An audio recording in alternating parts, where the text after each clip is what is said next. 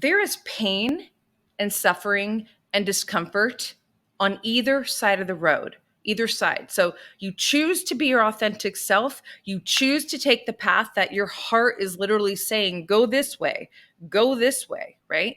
You choose to take that path. I'm going to tell you right now, you're going to face discomfort. You're going to be scared. You're probably going to face some pain. You're going to cry some fucking tears. You're going to be brought to your knees. I am not saying that that is an easy, risk-free, just pain-free path. Now let's think about the other path. You're going to take the quote safe route. Your intuition is saying to do this thing, but the rational mind is like, no, I can't leave that job, or I can't do this, or I can't do that. I understand. Total compassion.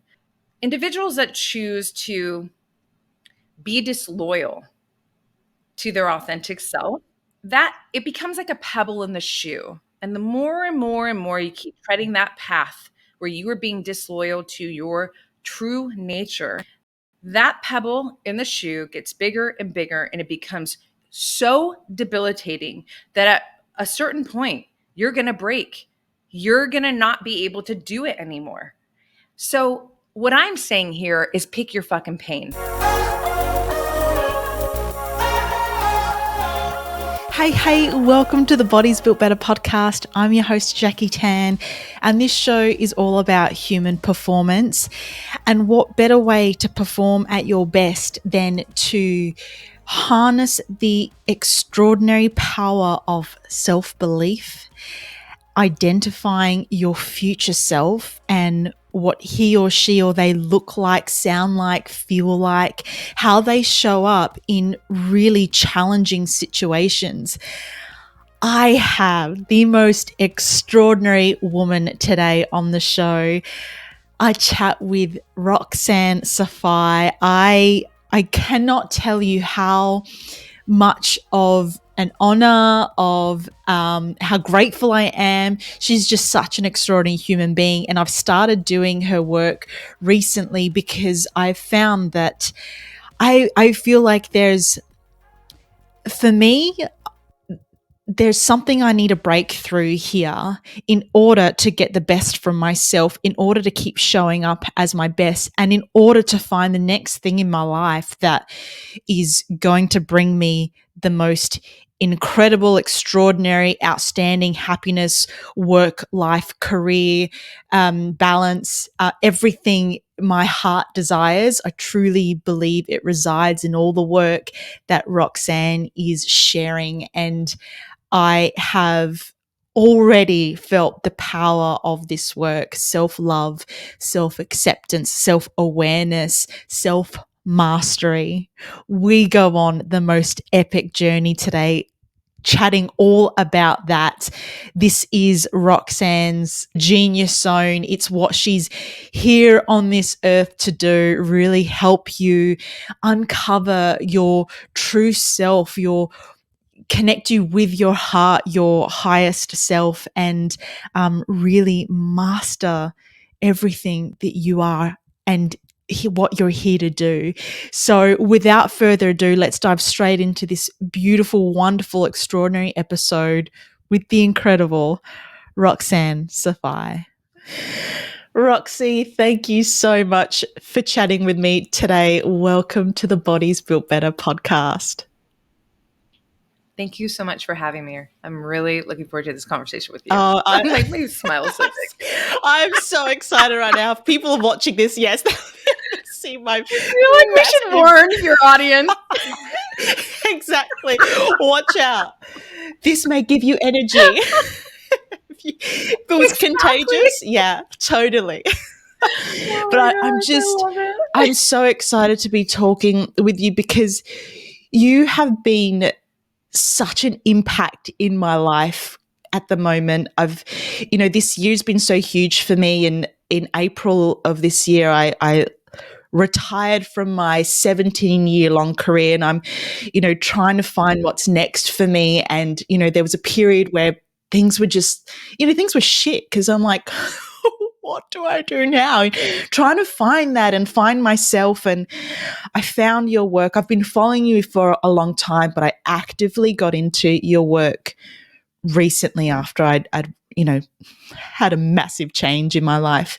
And it's been profound. And to the point where people are even coming up to me and going like, I mean, not strangers, obviously strangers don't come up to me. That would be weird. But like people I know, my friends and family, and they're just like, oh, like, something's changed. Like, the way you carry yourself, or even, the language that I'm using is different. And that's all Love thanks it. to you. And I love your work, and I can't wait for more people to hear about you. So that's why I'm so excited. So I wanted to start with a quote that I read from you. You did an interview, and when I read this, I'm just like, I need this for me. I want to feel like this. And so you said, I have always remained true to myself and what I've been passionate about, never following anyone else's ways, but instead creating my own unique path. And oh my God, all the feels right now, goosebumps. Me too. Where did that come from? How did you instill that Yeah. in you? Like, tell us everything. Yeah, yeah. Well, first of all, let me just say thank you, because that was really special to take in everything that you just shared, and really, I have chills because I can feel your authenticity. It's one of the most powerful frequencies, and it's very easy for me to pick it up, and it went straight to my heart, and it's an honor truly to be able to support women like you. That's what I am here to do. I'm very clear on that, and so thank you for validating my work, my soul mission. So as far as like how did I do it, in terms of really being devoted to my authentic self, I mean, I think this answer is almost two parts for me at this point of just really reflecting on it. On the one hand, I do feel like it's almost a gift that I came downloaded with, perhaps because I'm here to guide others to meet themselves in this way and stay devoted to themselves, this expression of themselves, right? Because we know that it's actually really not easy to do that, right? And for some reason, it was easier for me to do that than to not do it, meaning easier for me to stay loyal to my authentic self and carve my path than to not be devoted to my authentic self. So I think that's one part of the answer. Then I think the other part of the answer um, comes down to I value freedom. I value self expression. And I'm someone who, sometimes you hear a lot of talk. You don't need to be passionate, about what you're doing. And I actually don't feel that way. For me personally, this is Roxanne Saffaie.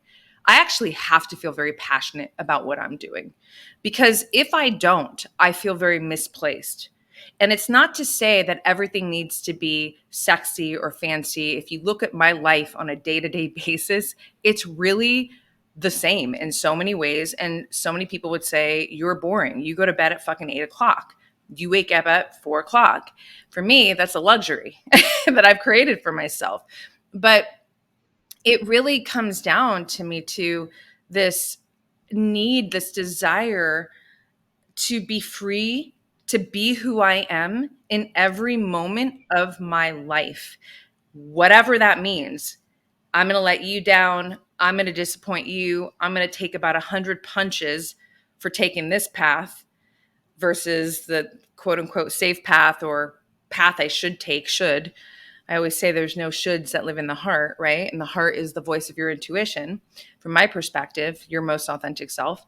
So it really, to me, is twofold. It's one, I do feel like I kind of came out with an edge in this space of authenticity and staying devoted to this. I actually frame, and it's so cool that we're talking about this at the start of this conversation, because just this morning in my morning ritual time, my me time, I channeled 1,000 words around self-trust and what I frame as the scenic route. And we could talk about that, like what that is, because it really actually merges so well with this. But the short of the longer poetic about what the scenic route is, it's the unpaved path. It's the path where you are going toe to toe with uncertainty on a whole nother level. Because we all go toe to toe with uncertainty every day, right? We don't know what happens next. But when you take the scenic path, there are no signs. like the highway or the freeway. Exit here, turn right, turn left. You have to generate your direction. And what do you think is going to be the greatest source of guidance when you take the scenic route? Your intuition, right? Your intuition, your belief in self, your self-trust, your courage, your willingness to try. And these intangibles, right? These attributes for me are priceless. And the more that we can activate our self-trust, our courage, our will to thrive, all of this stuff, I feel the better off we are in life to actually create a life that we as individuals want to live.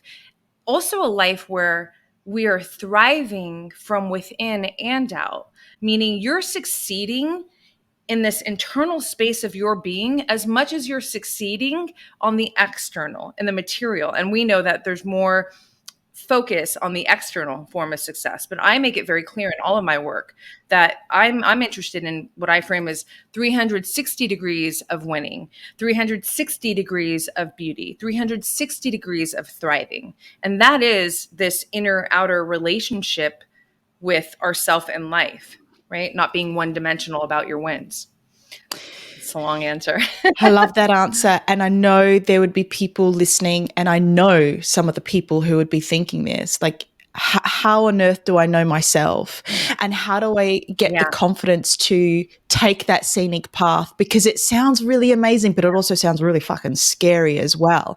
And how do I even, you know, build that confidence and courage to take that Yeah. path? And to add Yeah. to that, you mentioned, we're looking for the external validation and whatnot. We've been so conditioned by all the external stuff. We've added all these layers Yeah. of shit that is not ourself. Mhm. So how Yeah. do we manage all of Yeah. that crap, get to who we truly Mhm. are, and then take that Yeah. scenic path? I think there was about 5 questions in that. Take it as you will. No, it's okay. They're great. They're great questions because you're right. I know that there are a lot of people who listen to this and, you know, in theory, it all sounds awesome, but shit, how do I actually make that move? I'm scared. What if, all the what ifs. So let me give you two answers. I'm going to give you a tool and I'm going to give you a perspective. Okay. We'll start with the perspective. I want everybody who may be thinking that way, having the question, how do you do this? I want to invite you, and I'm being very clear on invitation because I'm never here to force, whatever it is that I share, my wisdom, my knowledge, my tactics. That is very disempowering. I'm inviting you to think about this.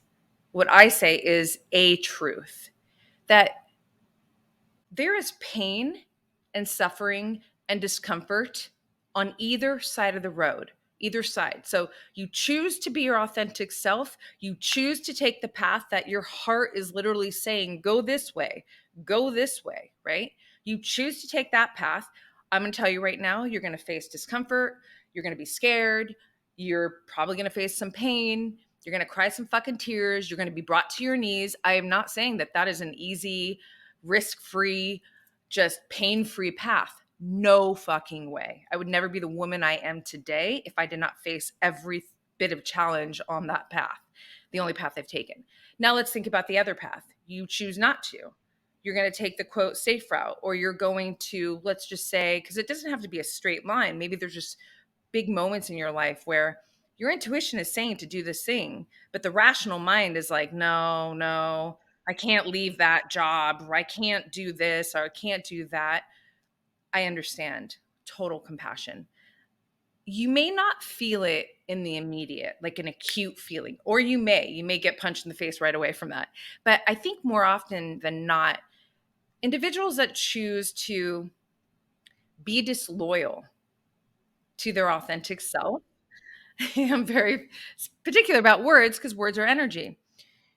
Be disloyal to your authentic self. If you don't feel the acute hit in the initial, that it becomes like a pebble in the shoe. And the more and more and more you keep treading that path where you are being disloyal to your true nature, that pebble in the shoe gets bigger and bigger, and it becomes so debilitating that at a certain point, you're going to break. You're going to not be able to do it anymore. So, what I'm saying here is pick your fucking pain. Pick the hard. Would you rather pick the hard that is going to where you're betting on yourself, where you can at least stand in your decision because it was a true move? One of my quotes is, "You can't make a wrong move when you make a true move," and those are the only moves that come from the heart, you know. And it's so deep, but it's so simple and true. And I think that because we put so much weight on this good and bad, this right and wrong, and it's all judgment. And you can't learn and judge at the same time. When if you're judging yourself so hard, how are you're not curious, you're not learning. When you make a move that's true, and let's just move put you in a position that made shit really hard, but you're still standing, you'll get through that hard moment and you will be better for it. And you will look back at that moment and guarantee you wouldn't change anything, because the person that you became going through that moment is every bit of person that you need and want to be to create the life you want to live. So ultimately, you gained from that hard moment. You gained from that true move that you had to take some punches on. Regret more often lives on the path of being disloyal to your authentic self, because it's really hard to stand in yourself, in your decision, when you're like, fuck, I knew better, or I didn't want to do that thing, but I listened to her or I listened to him. That kind of, and I'm not saying that can't be remedied. And I will say this is like a safety insert, that sometimes that's actually the path to put you on the authentic path. Because when that happens, if that happens, that can be the catalyst to go, never again. I will never cheat on myself again. I don't care what I got to face going that way, but I now know better. So you can't really lose. In my opinion, you only lose when you're not being honest with yourself. Then you can't learn. We need to be able to face ourselves. So that's the perspective. The tool that I'm going to share with you is everything to me. I'm sure you've heard me talk about it. I will talk about it into every other life that I live.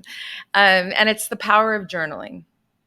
Journaling has been my life companion. I've been writing my whole life. And what it has done for me is, when you think about the authentic self, essentially your self identity, and I have a framework around your self identity, because even that could be like, well, what's that? You know what I mean? Like, is that my name? Is that my where I live? No, that was given to you. That's not your authentic self. Your authentic self, from my framework, is your core values, your core beliefs, your core standards, your leading or core attributes, your boundaries. This is what makes up your authentic self. Like, do you really want to say yes, or do you really want to say no?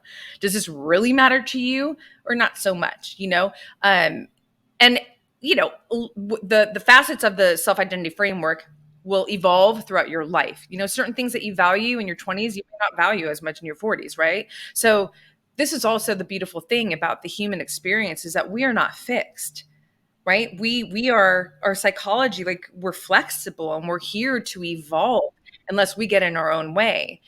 Journaling allows you to get into the most intimate, safe, and honest conversation with yourself. And that conversation, when you continue to invest in it as you are going through your life, you're going to really get to know the fucking true you.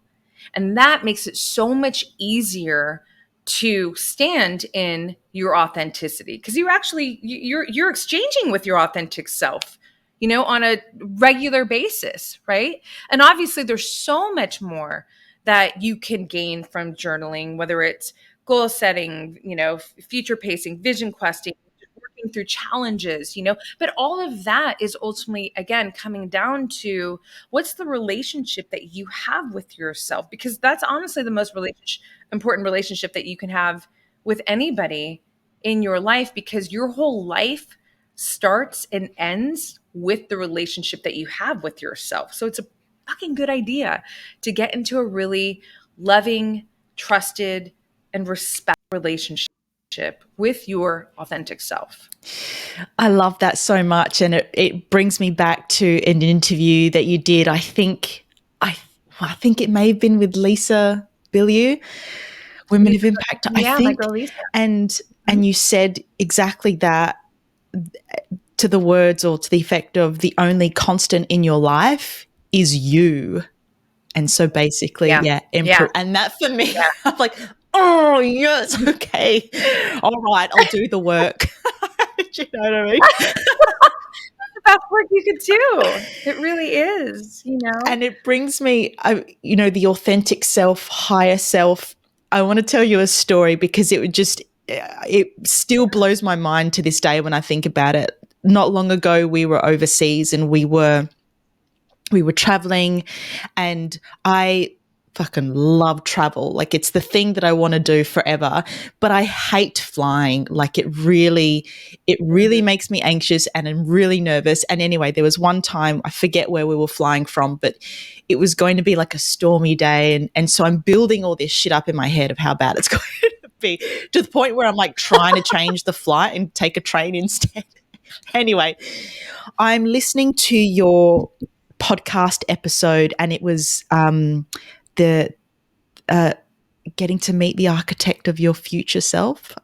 I think it was future self, which I love, and I'm going to put a link to that one in the show notes, because I mean, all of just your podcast in general, so I'll just send that in there. And I was listening to it, and I'm also writing as well, because I need to distract myself with every sense. So I'm writing, I'm listening, and got some incense that I'm smelling as well. All of the senses need to be occupied. I love it. So I'm listening to this, and you're talking about future self and the higher self, and I'm thinking to myself, I wonder if my highest self experiences nervousness and anxiety and fear. And literally in that moment, I know where you're going. You said that your higher self does not practice do not embody the moment of they don't participate in the human condition of fear, of worry, of doubt. I'm like, holy shit. Just answer me in that moment. And so then, I'm listening to your episode, and I just, deciding in that moment, like, I'm just going to be calm. I'm going to embrace this moment, lean into this fear. And it was profound for me. Answering me in the moment. How crazy is that? That's not crazy, girl. That's actually how life, the universe, the game behind the game works. It's all energy. And so it's exactly what you needed to hear in that exact moment, which shows where you were. You were actually really tuned in, even though, you had like hyper senses going on, like being activated, which is, it's so human, but I love that you, it's so interesting actually, because just today, trying to think, where was it in my writing, or on Threads. Oh yeah. If you go and you look at my Threads today, what I wrote. So there was a moment years ago, this is what I wrote on Threads. There was a moment years and years ago already, where I go into meditation. So for everyone who doesn't know yet, so I have a relationship with my highest self, who's also my future self, who's also what I call my muse. Okay. So, and I've developed this relationship and this connection over years of, meditation work where she showed up. And that's a whole story in of itself, which you learned in that episode, right? And today, anyways, I just felt inspired to share this, where several years ago, I go into meditation that morning, and I was troubled over something, and I don't remember what it was, but I had like troubled energy, like anxious Mm. energy. And she's just like, she's never there with me on that level. She's just stoic and warm, and her, just so composed, and that is so calming, just to be in Mhm. space with someone, with an energy that doesn't carry that same frequency of like, I'm nervous or whatever, and so anyways, in that moment, she shared with me, whatever, I can't remember exactly what I shared with her, which was related to whatever I was troubled by. The most important thing for me to remember from that moment is what I remembered, and it's what she told me. And what she said was, nothing means anything except the meaning you decide to give to it. And it was such a fucking, she's so good with these mic drop moments. Like mic drop, because it immediately neutralized my energy, because I registered it. I'm like, oh, it's the way I'm looking at this. It's how I'm perceiving it. It's what I'm framing this situation to be. Well, if I can frame it this way, then I can frame it another way too. And that put me back in the driver's seat of, my emotions, right? And so it's so, that's self mastery, like, or an aspect of self mastery at its finest. It's like, what's the relationship that you have with your emotions? And your perspective is a huge factor in the dynamic of that relationship, right? And so it was just so special. So I love that you brought future self and, her to the forefront, because I mean, I believe but this is truly, truly one of the greatest core messages that I believe I came here to share, because it really is that, like, getting into a relationship with your future self. It's almost a Trojan horse. I say future self. It's except that it is actually your future self too, because it's this further expression of yourself, right? But it's also the highest expression. So it's soul, it's spirit, it's your consciousness. That's why this expression is omitted from the human condition. It's not going to, be anxious. It's not going to be fearful. It's not going to be haste, any of that. Um, in addition to the fact that, like, for me personally, how I see myself and feel myself in the highest state of my being is exactly that. It is composed. It is, which doesn't mean I lack charisma. I will always be a fucking bubbly bitch, but Damn straight. you know what I mean? Yeah. Hair flip.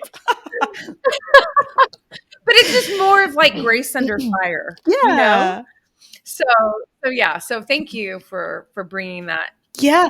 Well, to the I conversation. want to talk more about it. And the other thing I want to add to that about it always being your future self is coming back to when you said, we're not fixed and we never stay the same. So she's continually evolving just like we are in this moment. Yeah. Yeah, it's so true, because, she's always going to be ahead. She's Yeah. designed to lead me. Yes. She's my North Star. She's the blueprint. I have a quote that'll happen a lot because I write, but, the inner shapes the outer. And so when I back up years ago, started really thinking about this and its relationship with my life and my reality, it was like, well, it's not the job that makes you you. It's not the money that makes you you. It's not your partner that makes you you, right? These are just things that we all focus on, right? Um, it's the you that makes these things appear into your life, right? So then, if anything you want to shift out here in your external reality, like whatever that is, in any of those categories, all of the above, you have to shift your self identity. You have to become the person who creates that life. How do you do that? And in my experience, you know, oftentimes I think when we, because future self is not obviously an original concept. This is actually a very valid concept in psychology, and there are many great psychologists who speak on the subject. It's just my experience adds a bit of mysticism to it, just the way it unfolded for me and the way it actually lives in my day-to-day life, you know? And I think that it's really important to just realize that while we can sit and focus on, and usually I think this is like the first route people are thinking about, oh, the type of job, or, oh, any of the things that we want to experience, if we can start to shift and focus on the qualities of the individual that creates the life, like what's the metric of your courage, the courage and the boldness and the ability to focus and the discipline of your future self. Because if you think about, oh, I want to be a badass entrepreneur, 7-figure and like all this stuff, okay, cool, right? Well, who's the person that creates that business? What are her habits like? What are her behaviors like? How does she face challenge? Who does she become in the face of fire? These are things that I got really clear on, and like I got chills right now. And obviously, like that can move into your health, finances, and all these important areas, right? Getting clear on all these aspects of the being that creates the life that you truly want to experience, to me, is the starting point and the most important, focus, because that is, then you're going to every single day. This is what's so cool. You actually get the opportunity to witness yourself becoming your future self. And I'll give you a quick, easy example. I mean, this is like, it might seem super small, but the compounding interest is so real. So let's just say, you're someone who really wants to manage your stress levels better. You don't want to be someone who's easily, triggered by people, but maybe you currently are, right? Like it's just really easy for somebody cuts you off in traffic and you're like, and the next couple of hours you're just having a, shitty day or whatever, right? Well, every day we get in the car and we drive. Every day we got to pick up the phone and we got to call somebody. Maybe it's the bank, maybe it's the pharmacy, maybe it's whatever cable company, and you're on hold. Oops, call dropped. I've been holding for an hour, right? And like, so all this stuff, this tension can start to build. And then, wait, how would my future self handle this? Or let's just say it's a real challenge. You're afraid of something. You need to do something. You need to take a chance for business or, anything work related. We'll just keep in that category, right? And, you're getting really heady about it and it's starting to override your nervous system. But you've created such a clear impression of your future self being someone who, when pressure comes around, you got your shit together. Like you are dialed in. In fact, you have tactics. You do a minute of breath work. Journal what you're feeling, whatever. Like this is what your future self would do to hold that steadiness, right? So now in this here and now time, right? Here comes a moment of truth. You're facing a challenge. You're all heady. Boom. Then you remember, you think, you activate, what would my future self do right now? What would future Jackie do right now? And because you've become so clear and even connected to this highest expression of yourself, you literally move into the embodiment of her in that moment. And the more that you continue to do this, and you will have opportunities in all kinds of areas of your life. So the more clear you are on her, then as these opportunities come up, you're literally, and your self-awareness levels play a big part of this too. So you're witnessing yourself move into the embodiment of your future self. And this is actually how you become her. It's fucking powerful. We need to go there a little bit more, like how, a little bit more, a whole lot more. How do we get that clarity? How do we get that connectedness? You mentioned self-awareness. Yeah. Is self-awareness a part of this entire journey? Do we need to be practicing self-awareness before we find the connectedness and the like, where do we begin? Mm-hmm. Yeah, great question again. Listen, I created a course on future self because this is, again, soul work that I know I'm here to do. When I get asked questions, how do you become more confident? How do you, cultivate more self-love? How do you live from your most authentic self, it lives all in this. So I created a course so I can scale the support to women around the world. Self-awareness is a huge part of it. I have a framework for a self-mastery framework. It's what I call the 5S self-mastery roadmaps. And it starts with self-awareness. Then you move into self-connection. Then you have self-love. Then you have self-confidence. Then there's self-trust. They all work together. It is a team situation. But first and foremost, you can't have any of this, self-confidence, self-trust, self-love, self-connection, without the self-awareness piece. Self-awareness is the greatest emotional intelligence attribute, right? Without strong levels of self-awareness, you're kind of just moving through life on autopilot.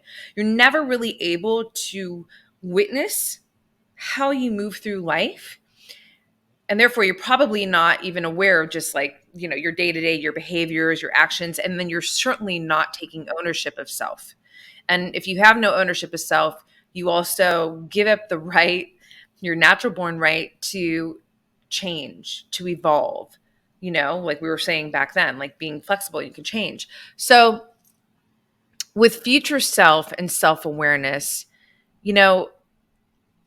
again, got to go back to the journal, because when you are in conversation with yourself in your journal, this is you at like almost like a tangible expression of self-awareness, right? Because you are witnessing your thoughts, you're witnessing your experience with life, and you're recording it, you're sharing it with yourself. So that act alone of just journaling will naturally start to increase your levels of self-awareness. Does that make sense? Because you're recording what you're feeling, you're processing what you're experiencing. And most people don't do that. So it just kind of gets stuck here, and you're not, Well, I know there's I wouldn't say there's a lot, because how the hell would I know? But I know there would be some who would want to be numb to their own experience, and the thought of getting to know themselves or writing down what they feel can be a really scary place to even go. It's so true, Jackie. And I've talked to thousands of women at this point about journaling. And that is a very, very common through line. It's this fear. There's so much judgment. That's what it comes down to. Whatever you're afraid to face, it's because you're judging yourself in that moment, who you are in that moment. And this is this is the great roadblock for you to become who it is that you truly know you're here to become, or want to, or both, for you to truly evolve into the highest expression of yourself. Because judgment creates shame and guilt, dishonesty, disloyalty. So I actually have a thing where I'm like, take off the self-judgment lens, put on the student lens, where you are curious. I was traveling somewhere years ago, and I was journaling, and as I do when I travel all the time, and I remember like downloading this. You cannot be learning and judging at the same time. And I literally like dropped my pen, like, oh fuck, rocks. Like, you cannot be learning and judging at the same time. And if you really want to grow in life, then you got to be a student, right? And student of self, right? Student of life, but the life that is you. And so that's why it's really important. And I know it takes guts, it takes courage. Listen, I have lived, I have what I call the maverick gene. And so that I framed as, literally coined this shit. Like, it's the maverick gene, because back up to the beginning of the conversation, like, how'd you do it? I'm like, well, got a hard time with rules, got a hard time, like, if I want to do this thing and you're saying I can't, I'm like, fucking, why not? I want to do this thing, And so, I mean, I'm, within legal, but That's right. there's just a lot of things. Just clarifying. Yeah, just clarify. Well, maybe not totally. No, just kidding. But I mean, listen, like it's no secret. Society, for the most part, like the way things are groomed, it's to make you this perfect little citizen that just Robot. follows like whatever you hear, and and you're just easy to. Independent thinkers are very dangerous, just like healthy people. And I'm fucking both. Yes. So the maverick in me is like, I, you know, I just, I'm going to always take the route that is authentic to myself. And I don't even remember. I think I got so caught up in the Maverick gene, I forgot where I was going initially with this. But the Maverick gene is so good, just for everybody. Exactly. Somebody listening is like, I got the Maverick gene too. We all need that gene. I was totally going. It's just, it's really, it's this gene that says I'm here to experience my whole self, not part of myself, not a little bit here, a little bit there, but I want to fucking know all of me. And I want to know all of me in every minute and every moment in my life. And there's only one way you can really do that. And that is by choosing you authentically. And to really choose you authentically, you got to really get to know yourself authentically. And I remembered where I left off. The Maverick gene has definitely put me in some situations where, I was messy. Could have done that fucking better. That was shitty, whatever. But I have no regrets at all. Again, because every move I've made was a true move, right? And so in my journal, have I denied? Like even in love life, back up a long time ago, when I denied my intuition and I kept going because maybe it'll just get better and I'll fix. And, I mean, I'm sure so many people listening right now, like, oh my God. And it's funny because, I'm proud to those journals of those time periods. There were two situations back to back. It was really interesting. Oh, I read the entries because how I would get through it is actually sharing the truth of it. I'm not going to lie to myself, but it didn't feel good to write it. It certainly helped me get through it. It doesn't necessarily feel good to read it back, even though I'm so far out of that and a different person, but I have respect for myself because I fucking kept it real with myself the whole time, even when I wasn't listening to my intuition. But at least I'm not like, gaslighting myself. I knew. I'm like, you didn't listen, girl. And here's the proof. And this is what happened. You know what I mean? Did you learn? Who are we now? So what I say is like, I get it. I have so much compassion and empathy for anybody who has a hard time facing the truth. Maybe there's certain things, their path, their life, where whether it was their own doing that created a circumstance that they don't want to admit, face, or maybe it was something that came at them in life. I had a very, rough early years of my childhood as well. And so, I get it. I didn't come out into this life with this like easy, no fucking way, the opposite. That's why I talk about battles so much and self-love the way I do. But I will tell you that the greatest move you can make, irrespective of, whatever the circumstances and what you may feel, how you may be judging yourself, is to be honest with yourself. Even if it's saying, I am so ashamed, I feel this, I feel that. You are not carrying that just inside anymore. You're giving yourself the opportunity to create a different relationship with that self-judgment, with that circumstance, with that experience. And that done over time, like that continuation of that relationship, is just like you go to therapy or any of that, that's going to shift you. It will shift you every single time, especially when you go back and you read. And I mean, there are some things I read in my 20s where I'm like, I'm like, what? You were so gnarly with your, like, not a good gnarly. Like you were so mean to yourself in that moment. You were always like high up here orbiting fucking universe, like that was always there, but there was so much shadow work to work through as well, and reading it, later in these later decades of my life, again, I have, it's almost like, whoa, how is that even the same person? And yet I'm like, but I totally love and respect you because like you were just living the best you knew in that moment, right? We don't come out like we're not fucking toasters. Here, here's the instruction manual, how this Yeah, all works. that's it. You know what I mean? And so I was as sure the best I could with what I was Yeah. and what I knew in that moment. But yeah, it's certainly journaling helped.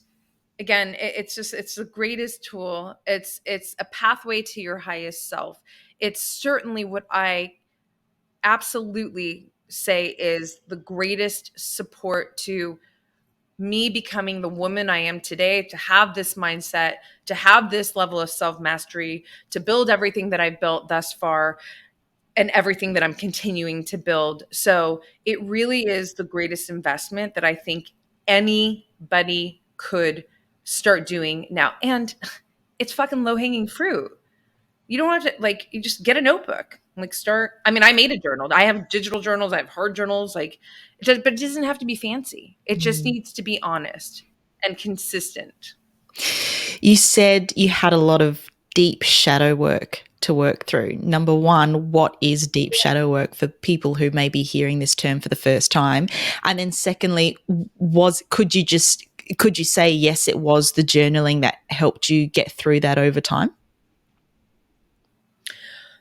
So, yes, to the Okay. second question. Absolutely. Yeah. Yeah. Yeah. Because again, I, if you don't know how to process your relationship with yourself in your life, you're probably going to get really fucking stuck. Mm. You know what I mean? Mm-hmm. It's going to be hard to make progress. You can't measure anything. Yeah. If you can't measure it, how are you going to shift it? Yeah. You know what I mean? So yeah, so journaling, and it's what helped me forge the deep, unbreakable self connection that I hold with myself, And shadow work is interesting. I mean, I'm no expert on shadow work because there's people who just talk about shadow work. So for me, when I frame, I was going through doing a lot of, like, there was a lot of shadow work. It was like, for me, it was the contrast actually that I feel from this perspective now that I was designed to actually move through. Shadow or contrast is our greatest teacher, right? And so it's parts of myself that I had to face and get into a different relationship with. And that process meant a lot of things depending on whatever the situation was. So just for some context, like when you know, me going back to the Maverick gene, and I moved, from high school, I moved to Kauai, and then I moved to Oahu, so two islands in Hawaii, and then I would eventually move to New York City. I moved to Paris for a while, went to school out there, an artistic academy for makeup, and then moved back to New York City, and all of this travel and just living this kind of life where I was very transient was, well, number one, honoring my authentic self, like what I wanted to do. And when I felt like time to go this way, time to go here, not always having a plan though, I mean, in the initial, I moved to Kauai with my boyfriend and it was great. I was a teenager. It was awesome, and all I cared about was surfing. That's all I fucking did, and then things started to change and I, started to grow a little bit. And I only left Kauai because I'm like, if I don't, I'm never going to, because it's so epic here.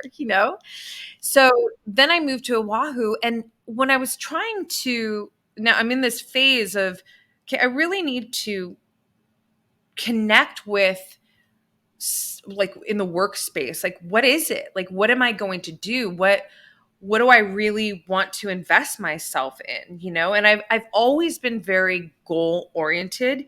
I've changed a lot of things because, again, if it doesn't feel, if I don't feel passion for it, then I gotta go. At some point I'm gonna be like, okay, we're done. In that process of trying to find and fit what my path, my career, work life was, there was so many challenges in that because I wasn't willing to, for example, I'm going to go work a part-time minimum wage job so that I can, kind of play this safe route of trying to figure it out. No, fuck no. I'm the girl who's like, how am I going to pay my rent right now? I don't know, but I'm not, I got to go this way. Like, I did it. You know what I mean? Definitely know what you mean. And then, there was a lot of that. And, and that, I mean, you want to talk about resilience and self-trust being built. I mean, I lived in the arena, and then it was another, for more context around the shadow work of just, then it's like engaging with different people and certain people coming into your life, certain relationships and your interaction with them. And what was that doing with you? And there's a lot that goes into that, especially as you're developing. I'm going through my 20s, and oh man, there was a lot in there. So, and I'm gonna insert this, and I think that this is really of value to you and your listeners too, knowing your core work. But at that time in my life, so my roots, I'm an athlete, right? Running and just always very physical. I've got 3 brothers and a sister, and we were like, I wanted to go to the Olympics, track. But in my 20s, well, I was really learning more about my personal my self-expression, that stuff took a back seat, right? So even surfing, like I became so focused in this entrepreneurial spirit of mine, and I was working with someone on this, we were doing events, and and he was such an interesting person. But I wasn't living my healthiest life. So let's talk about that and how that plays a role into it. Because when we think about like the shadow work and the hard stuff that I was psychologically having to work through, I look at that because I live with a very high state of vitality. And I always prefer the word vitality even just over health, because to me, vitality is really the goal. It's where you are the most robust. It's where you are the most intuitive and magnetic. And so it's like health in spades, And so when I look at my lifestyle back then, and I was in my 20s, so I'm not judging myself. I'm just noticing and being honest. I threw parties for a living. I was up all night long. Like my circadian rhythm was fucking upside down, and health was always important to me. So I wasn't, just a total mess, but it was just a different life, literally totally different life. And so that for sure was affecting the relationship that I had with myself. And I can see it in my journal. I can look, because emotional resilience, which is something that's very important to me and something that I love to talk about in a multitude of ways, it's really hard to be an emotionally resilient individual if you are not operating a lifestyle that contributes to health and vitality. It's just really hard. It's your, psychology and biology are really partners. We've had to learn them independently, but they work together. So if your, biology isn't doing great because your lifestyle isn't supporting it to be, well, even if you have a great mindset, I'm going to tell you right now, you're not functioning at your highest level. There's more levels to go. And when you get the biology piece put in, watch your psychology start to fucking take off to new levels from many different avenues, cognition, but resilience. How about your intuition? You start to connect more with your intuition because the channels are clearer. They're not, the toxicity is like, it's not there. You can receive, right, what it is that you inherently are here to receive.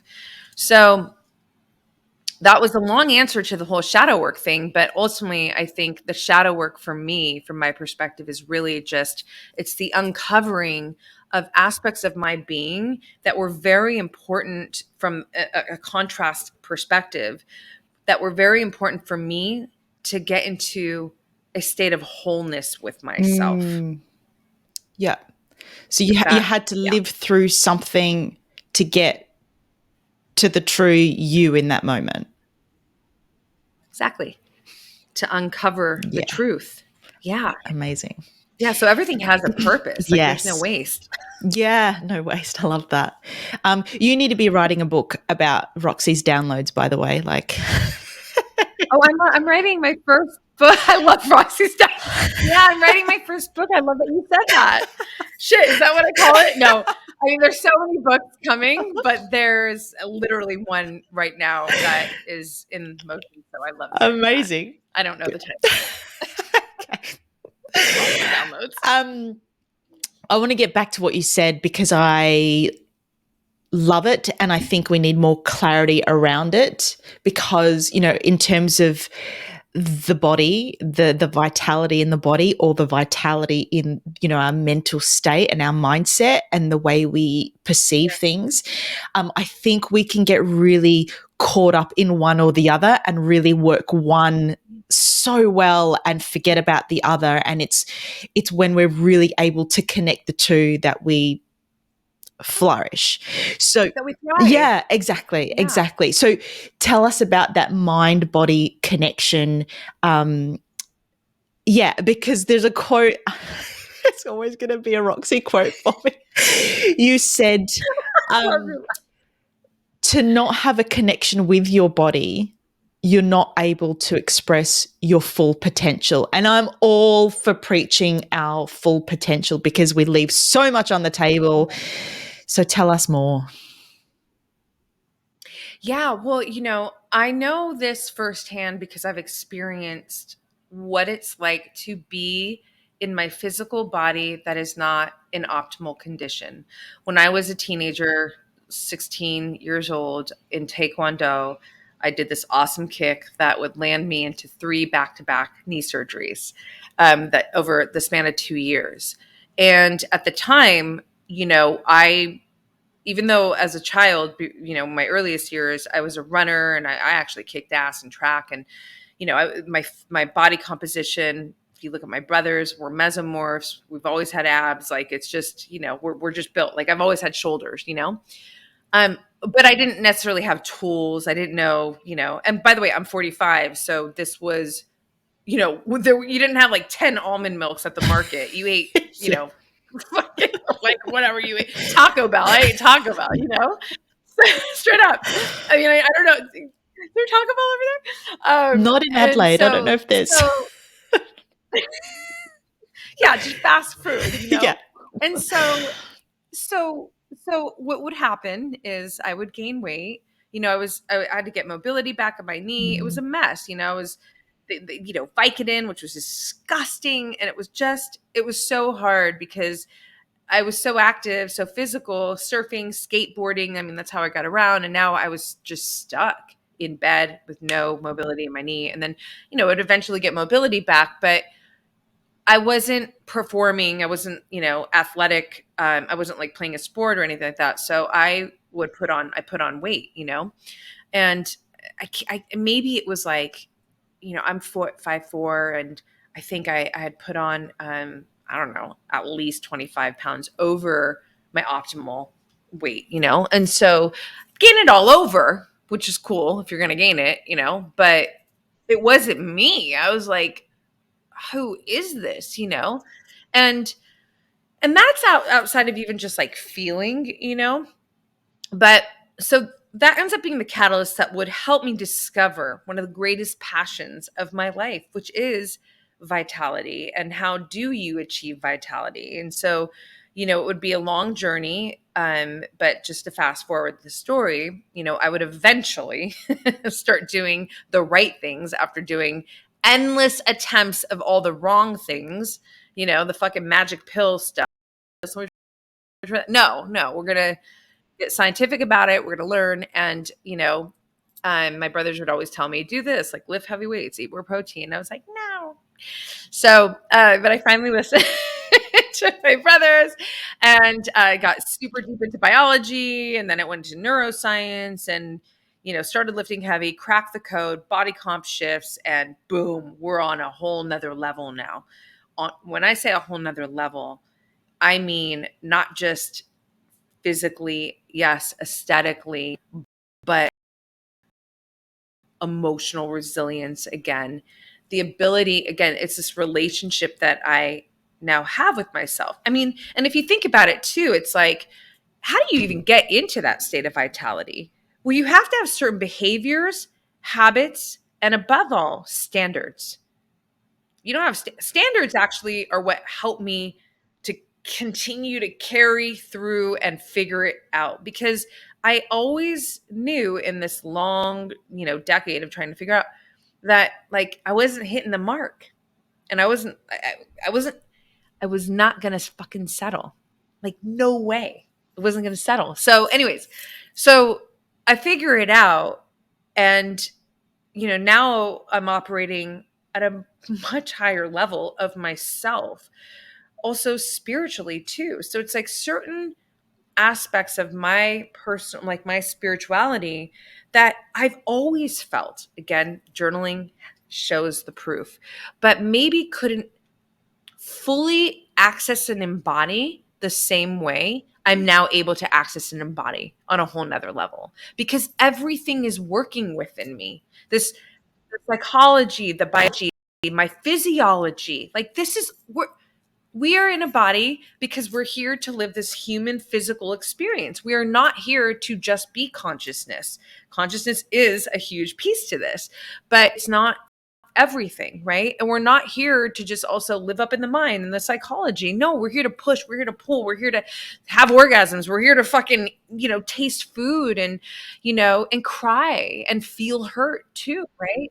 So all of this stuff actually really does make a difference. This stuff meaning your physicality, your, mindset, psychology, your biology, all of this plays a massive role in how you are going to feel and how you are going to perform in your life. And performance, and I don't mean this from a I need you to validate me kind of thing, like from the external, but my personal value around how I perform, like how I show up for myself and for my loved ones in life.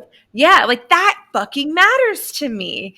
And it's always mattered, but here's the thing, the healthier that I got, the more that value actually was being put into a day-to-day commitment.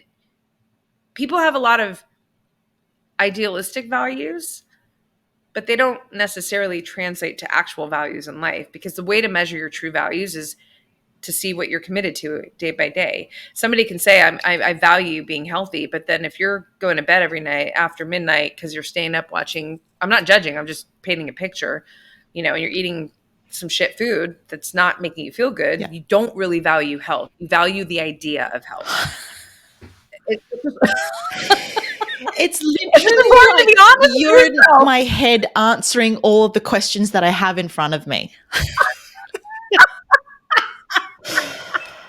I love it. Well, I definitely feel like we are akin. Like we definitely have a connected spirit here. Our laugh, I think, says it all. To be honest, Oh man, I and love that it. I mean that was Well, one of the it's true, questions, though, isn't like, it? people who say they have these values but their actions are speaking the opposite.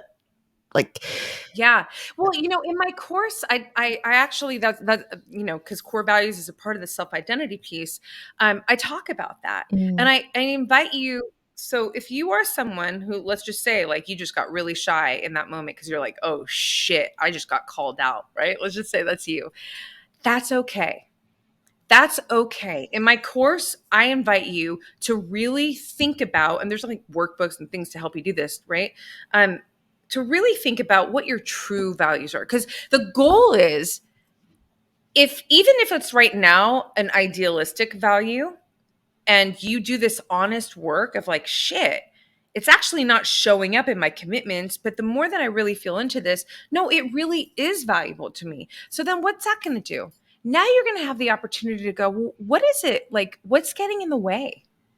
Now, you see the information that starts to empower yourself with the information. Like, well, what's getting in the way of that? Is it like, oh, I seem to sabotage myself every time, I don't know, this comes around, and then I fall back on whatever it is. Like, there's endless, different. But the main point to take from this is, it's don't beat yourself up if you are a person who's like, oh, I have this value and it's this and it's that. But then you're like, oh shit, it's actually not showing up in my life. Then you just have this opportunity to assess, is it really a core value? Because maybe it's not. And here's the best part, if it's fucking not, let yourself off the hook. Just let yourself off the hook and just admit, I value this other thing more. And that's going to feel so much better than carrying this falseness, first of all, and then this like, hidden feeling of like, I'm not living to this idea that I should be living. It's just, yeah. Exactly. Just, Oh, I love it so much. And in all of like, I want to go a little bit more into that in terms of, thinking we value something maybe potentially that's not so aligned with how we want to be living, what we truly believe deep down. yeah. Um, and then how much work we're willing to put in to uncover that. And Mhm. then again, I'm coming back to a quote you've said, but it's because I love them so much and people will get so much. But what effort, how much effort am I worth? Uh, This one, like when I heard this, it hit me right in the heart because it made me think about all the things that I've chosen in my life that haven't been aligned, but I thought I had to choose them because that was the right thing, or I should have been doing whatever it was. And then how much effort it takes then to steer away from that and choose the path that yeah. is most aligned. And I know people Yeah. could have trouble with that. So, how much effort am Yeah. I worth? Let's go into that. And I know that ties into self love and all of the freaking goodness, which is why you're here, like right now in this moment, but also in this world, in this, yeah.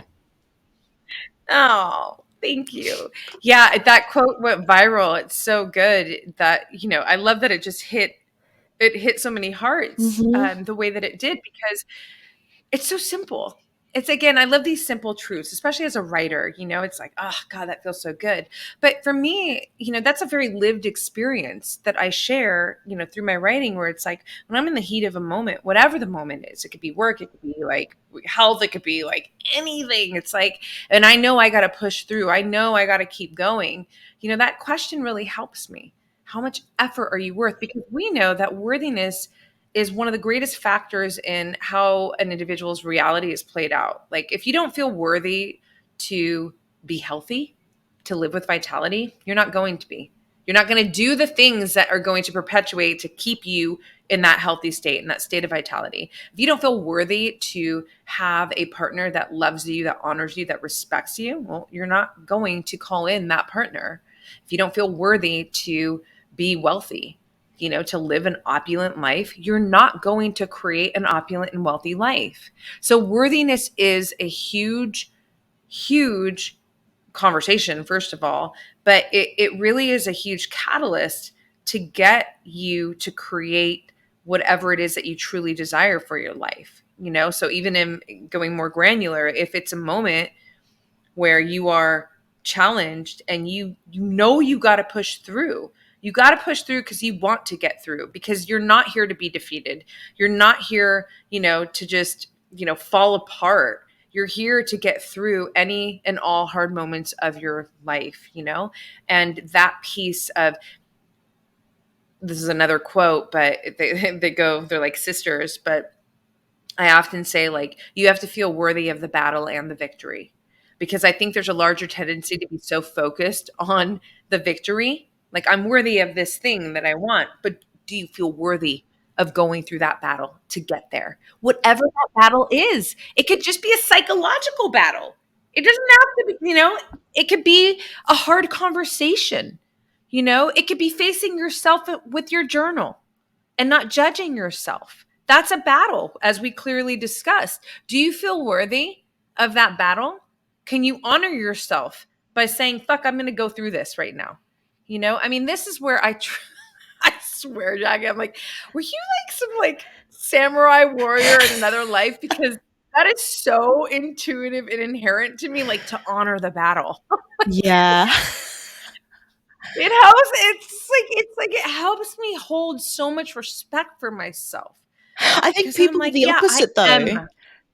I mean, we need more of you and less of, I mean, that might be a shitty thing to say, but we value the end result over the battle. Like that's the thing that we Yeah. focus on. That's where all our energy goes to. Right, and it's a package deal. Mm, So you're not looking at the full picture, and that to me creates laziness, it yeah. creates victimhood.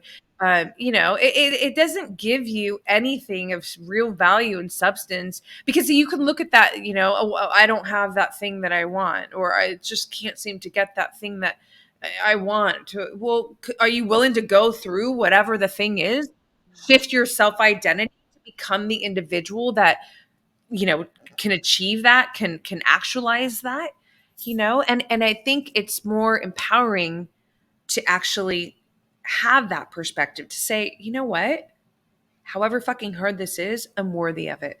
I'm worthy of going through this. And that right there is going to call in your self-confidence to the scene. It's certainly your self-love that's putting you in that position because self-love, self-worth lives in self-love. That's why I call self-love the queen of battle, because she will put you in the arena. And when you're taking punches in the battle, she will help you get through those hard moments. You take a fall, she's going to help you get back up. Self-love is the fucking queen of battle. Amen. I love that so much. And the thing about that is, I mean, you keep hitting it. So much fire. But Kaplan like, and me loves there's it. so many times where I've heard people will go, "Yeah, of course I'm worth it. I'm worth the wealth. I'm worth a great career. I'm worth the great relationship." But yeah, like, what's the part before Yeah. that that's leading you into that?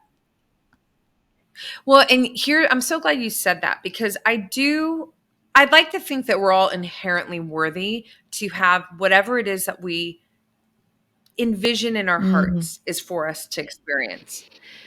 However, I think it's a disservice to not acknowledge that there is a process to actualizing whatever it is, the experience that you want. And the most important aspect of this service is this: the goal is important. The thing that you want is important. Who you become on the way to achieving that is the most important. That's actually the biggest gift. That's why it's the biggest disservice to try and take that piece out. And I am certainly not here promoting a life of constant struggle, not at all. That's not my life. I live a really great life, It's beautiful. It's beautiful because of a lot of things, but there's so much harmony. Harmony is my baseline. So here I am talking about battles, being on your knees, taking punches, but my baseline, and this is not me just saying this about myself. This is ask anybody who knows me in my, intimate personal life, is there's a calmness here. Because I again, it's this relationship with challenge that is so interesting, and that for me personally, I have leveraged challenges to be opportunities, first and foremost, for me to evolve myself into the woman that I'm here to be, that I want to be. So I can't to subtract the challenge, albeit small or large, to me is the greatest disservice, mhm. to just try and get to you're not going to appreciate whatever the thing is Yeah, without some kind of experience to have to get you to, get it. absolutely. And I want to make sure, I just want to point out the fact that whilst it may sound like I'm calling out other people, I'm actually calling out myself because I I know that I can go, I just want the thing already. You know, surely I've put in enough freaking work. Come on now. Where is the We thing? all do. I mean, listen, like that is so real and human. And trust me, there are moments where, you know, I want to, I'm being so honest always, but like just from what you just said and really thinking about it, like I want to agree with you, like, oh yeah, I'm there too. But honestly, Jackie, at this stage of my consciousness and my experience and this constant processing with my journal and myself, I'm like, I actually feel that I've passed that point now to where it's not even a matter of patience anymore. Again, because I'm more interested in constantly evolving myself and who I'm becoming and having total trust with the timing of how this is all unfolding. So here, let's bring it all together. Like I know my future self. I see her every fucking day, right? In her life. Like I get her, I already know, and there's always more that I'm adding that I'm experiencing, but clear picture, right? So we have the North Star, right? Then we have me, who honestly and truly, like integrity is a core value of mine. And so I show up every fucking day to the best of my ability, and my best looks different every day. But I'm giving it everything I've got. And that also means I'll call myself out. Were you playing small there? Are you a little afraid here? Maybe you're holding back here. Like I'm saying, like showing up is not just, oh, I, got up and I hit this target and that goal. It's like, no, showing up is also facing yourself in full honesty, right? And then there's the vitality piece where always prioritize like this. Vitality doesn't take a back seat. It's actually what leads everything else is built around me taking care of myself, right? um so when you have all of this stuff, and then there's the connectivity with self piece, it's so important. When all of this is set up, now I'm in a position where I'm like, universe, and this is just me, how I, my relationship, it's just so fun. I'm like, I see what you're doing here. Yeah. I see you. I'm like, like, okay, like I get it. Like I really see it. And you know what? Listen, I'm fucking here for it. My job is just to be ready in Uh, every level and every, to feel it, to own it, and just like to take that ownership of the feelings of it already, and then let, matter come into form, because energy takes time to turn into matter, right? So whatever it is that you are aiming to experience, to manifest in your life, you get, that frequency needs to be held very strong for a good period of time, so that you know life can do its thing and catch up. And your job being, any one of us, and me in this example, is to just hold it down, and to hold it down with that utmost level of trust, and to not be attached to the outcome either. And that's probably the hardest part. What do you mean? It's a lot easier to be less attached to the outcome when you're more focused on who you're becoming on the way there. Does that make sense? it does. Oh, I love it. This is like therapy for me. I love you. It's you are such a radiant, beautiful woman. Truly, like, oh my god, your audience must fucking love you. I mean, I do. We are totally new friends. Oh yeah. Done.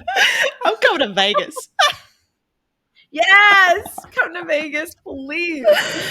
Yes, Uh, it'd be so fun to laugh and make your life. Absolutely.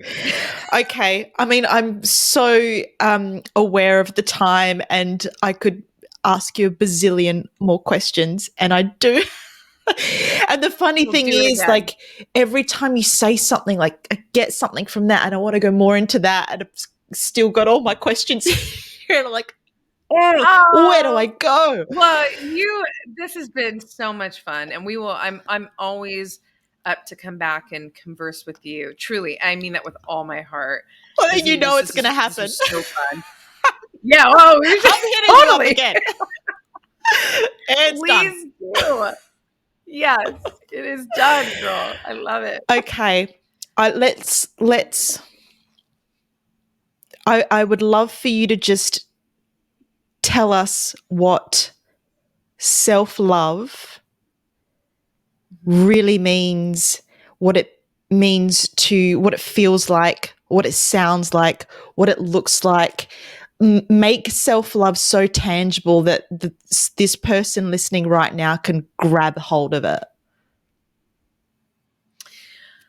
Well, I think it's important for us to say that self-love is going to look, sound, and feel different to every one of us, right? To everybody, because it's self-love.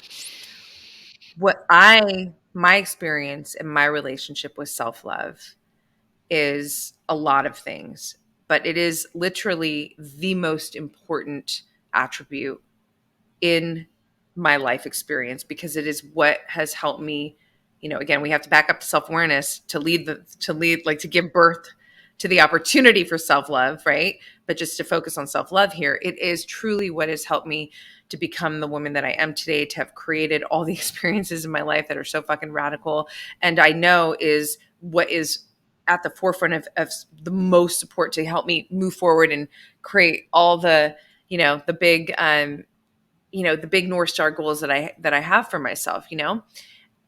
Self-love ultimately is knowing who you are, the essence of your true self, fully embodying it with absolute devotion, and allowing this expression, this attribute, to carry you through your life, to put you in every experience that you need to experience for you to come into your highest state of expression. Sometimes self-love is going to feel like a big fucking slap across your face, like, wake up. Sometimes self-love is going to be the safest, most loving, tender arms of compassion wrapped around you when you need it most. Self-love is going to be the wisdom, the guidance, the voice that encourages you to, whether it's get up when you got to get up because you just took a fall in the challenge, or it's this expression and this just encouragement of, I believe in you. Like, this is self-love. It's really standing in absolute partnership with yourself, no matter fucking what. And to me, this is what makes an individual unbreakable, right? And I'll insert this little sidebar here because I just talked about this recently in a podcast, but we often hear unshakable. And by the way, I'm notorious like with words, because words are an experience. I always say words cast spells. They're an energetic experience. So unshakable has a place, but I think oftentimes it gets misplaced. Unshakable confidence. Unshakable. You're unshakable. Not me. Not me. I'm not unshakable. I will get shook. There are things that will happen or have happened in life that can shake the shit out of me, but I will not break. And the break part is the most important, because there's nothing, especially at this stage of my consciousness and the relationship that I've developed with myself. Thank you, self-love. There is nothing that will ever be able to break the relationship that I have with my heart, with my soul, with my authentic self, and my spirit. Nothing. I can bleed. I can be suffering. I will not break. That relationship will not break, right? So self-love has forged that unbreakable relationship with myself. And that is truly, truly another massive core message that I am here to impart to as many individuals as I can in the world. So thank you actually for allowing me to share that. And hopefully it, resonated with some people. Oh, I'm absolutely sure that it has. It's resonated with me, and it's made such a profound impact in my life. I love your work. I love you as a human. I loved this conversation, and I want you to tell everyone how they can find you, where they can find you, the work that you do, the courses that you do, how, where, what, everything. Thank you so much. Yeah, thank you. Thank you so much. You're so amazing. And I'm truly, like, I can't wait to do it all over with you again. Truly. You're truly special. We are friends. So Instagram, my Roxy Look account is my personal account. Probably the best place to go to. You can DM me. I'm active there. I am, if you hit me up and you have a message and you're not You're a healthy freaks are fine, but not, you know what I was saying. Like, and I love connecting with my community back there. So Roxy, look, there's also my podcast, The Roxanne Show, formerly known as Black Belt Beauty Radio. And then my website, roxannesaffaie.com, is where you can, get all the resources. I have a masterclass on self-love that's free that I would say would be where I would direct most people, because it's, free, just taking a bit of, it's almost like a personal podcast, yeah, but all other resources, my journal, and my future self course, which obviously, if you're still listening now, you know that that's a very important piece, to the conversation with me, and it's so effective. And let me say this about the course too, because I'm so proud of this, Jackie. It's so femininely fierce, and that's really important, because my whole brand, my whole being is like, my poetic way of saying is, I am where edge meets curve. I often talk about the power of, like the harmony between your masculine and your feminine energies. And, it's really important to harmonize these energies. And I think for women,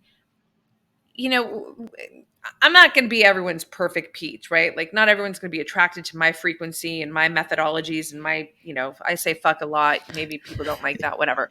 But, but I am who I am.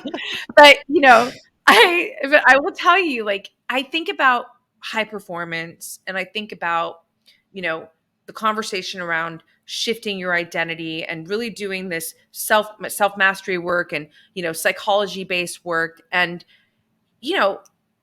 I'm certainly not going to put down what currently exists, but I think we have a lot of, it's very like kind of clinical, or it's very hyper masculine, and I just haven't seen, or it's very like so in the feminine, but maybe there's not enough edge. Mm. We need the edge. We need the fierceness. We need to get tactical. We got to get strategic. We got to go. So I'm super proud of my course, because, I've designed it in that way where you're going to get the yummy feminine energy. And that's actually a big part of the course too, to cultivate more of that relationship with your feminine energy through rituals and, embodiment tactics and stuff. But also, it's, there's a whole section called Goal Digger, GOAL, that's focused on, okay, what's your core goals, and like, what are we doing about it, right? So I love executing. I love, winning. And so this course is really designed for women who, want to establish more of that harmonious relationship between their masculine and their feminine energies,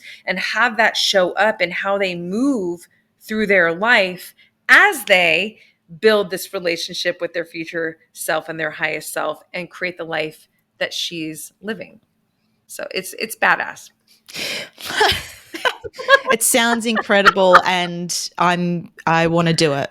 And I have to say, like, what you were saying before with, what's out there, like I have been looking for something. I've been looking for the self-awareness stuff. I've been looking for the emotional resilience stuff, and you're right, there's stuff out there, but it wasn't until I really started diving deeper into what you are doing, everything just hits home in every aspect, and it all just feels so unbelievably right. And I know right and wrong isn't the best vocab No, for it.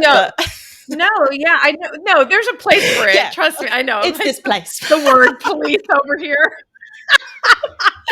But the word police. I love it. I resonate. I totally know what you mean. Good. Yeah, no, I know exactly what you mean. Hey, I want to do something just off the cuff. I want to give your listeners, we'll create this code, but we'll create a special discount code, and I want to give them $100 off. So the course is $555, and there's payment plans. So you could do $111, but for your guests, I'm going to give them $100 off. So I'll have my team do the little magic work behind the scenes, and yeah. And what's rad too is that they get, when you come into the course, you get 3 months access, free membership to my exclusive community, Queendom, which is where, I show up once a month and I do a live Q&A. So you can ask me anything, we can get down. And it's just this really intimate, safe, and empowered space where like-minded women like us can just connect, and almost like a little mastermind, and it's its own platform. It's really special. So So yeah, you get that too with the course. So I mean, I genuinely want women to experience what it is that we talked about throughout this incredible conversation. And I really believe, I know that if you're willing, you as in any woman, if you're willing to show up and do the work that I share in this course, and it's not overbearing, there's 21 coaching videos and they're actually bite size. And, I'm a busy woman. Like, I wanted to make it so that you can really put this into your life and like extract what you came to receive from it, um, but yeah, I really want women to get it. The goal for me is to give you that transformative experience that I know this course will give you. And then come hang out with me in Queendom and we'll have fun and cackle like we've been doing this whole time. That's amazing. Thank you so much. I'm so grateful. Oh, I you're mean, so welcome. Thank you. amazing. Thank Oh, you, you're girl. extraordinary. And I do haven't. Let me just check my last question for you before, because I really love to get you, the guest, to ask a question of the listener as well. But before we get there, okay, what is one thing we can do right now, that lowest hanging fruit that we can do to start our journey to self-love? Two-part answer. Part one, most important, is you have to decide that that's something you really want to do. You really have to decide. There's so much power in decision, and get clear that, no, this is really important to me. Then you're in the frequency and the energy to now do the thing. And I'm going to say what I always say, which is I really, really, really, really think it's a great idea to start a journaling practice if you have not yet already. Maybe this is a three-part answer because maybe some people actually journal, right? So then if you are someone who already journals, so let me do a couple things here. If you don't journal, I'm going to invite you to do this. Just give yourself, I have a quote again, inches make the mile. I'm not saying you have to sign up and journal every single day, like an hour every morning. Nope, not even. Can you do 3 times a week for 5 minutes? And you don't have to be a poet. You don't need to be a radical author. You don't need to write some profound thing that you're going to be like, oh my gosh. No, you could literally write, I don't even know what I want to write right now. You just need an entry. That's the thing to journal. Look in your environment. What makes you feel something? The rose on the table. What about the rose? Like, what does it do? This might sound funny, like, oh, how is this going to help me with self-love? The goal is we want you to start getting comfortable, getting into a conversation with yourself in this very intimate setting. Because again, the compounding interest of you generating this ongoing conversation, honest conversation with yourself, you're going to come to know yourself. When you can really start to know who you are, this is where you start to move into self-love. You can't love yourself if you don't know yourself. It doesn't, like, that's not, you know what I mean? You got to know who you are. It's like a Absolutely. relationship with anybody. You're just gonna love someone when you don't really know who Mhm. they are. You have to do the work to get to know the person, And if you are someone who you're like, Rox, I'm more advanced, great. I journal all the time. Then I'm gonna invite you to think about I'm gonna invite you to do something challenging then. Like where is somewhere that you are playing small in your life? Where is somewhere that you're not showing up to meet the standard, or maybe that the standard needs to be raised? Where is any of that in your life? May focus on one thing. It could be in your finances. Like, are you sloppy with it? Or what's your relationship like there? Like, or it could be health. It could be whatever. I'm not here judging. I'm, giving ideas. And then I want you to, use your journal and start, asking yourself, like, what is it? Like, why am what's up with this situation? Am I afraid of something here? Is there some kind of subconscious programming that's dictating how am I afraid to lose something? Usually that's the case. I'm going to lose that relationship. I'm going to, whatever it is. And then I'm going to ask you to start moving towards the battle, and start doing the work to get you past that point. And when you get yourself to move through that challenge, I mean, right there, even if you're not on the other, you're going to fucking love yourself more, because you're going to be like, look what I'm doing. Look at this shit. I'm not backing down. You back down when see, look, the face expression says everything. So I just gave you a lot there. I love that it was more than clear one. For anybody who's not watching this on YouTube, they definitely should be, for like all my hair flipping and for all the face expression. Exactly. So much happening. So fun. Extraordinary. Yeah, and you're amazing. Well, I would love you to ask a question to this listener right now. Yeah. What do you think they need to be asking of themselves? Oh man. Okay. A question for your listeners.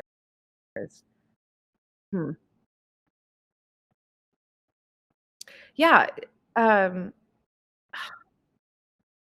What would wholeness feel like to you? What does the state of wholeness feel like to you? And really, really don't just think about that, but feel into it, and journal, of course, but because wholeness is the goal. It is. It's where harmony is. This internal harmony comes as a result of the level of wholeness that you operate with, that you embody, right? If you're a fragmented person, and listen, we all have our moments, and we have to go through the fragmented parts to get to the wholeness, right? But the goal is wholeness. The goal is wholeness. So what does that feel like? What does it look like? What contributes to that in your life? And that is a lot of answers. It's how you're doing this, what you're saying yes to, what you're saying no to. So it's one question that's going to take you down a big fucking rabbit hole, but that rabbit hole will serve you big time. And then I want you to DM me at Roxy Look. I want you to tell me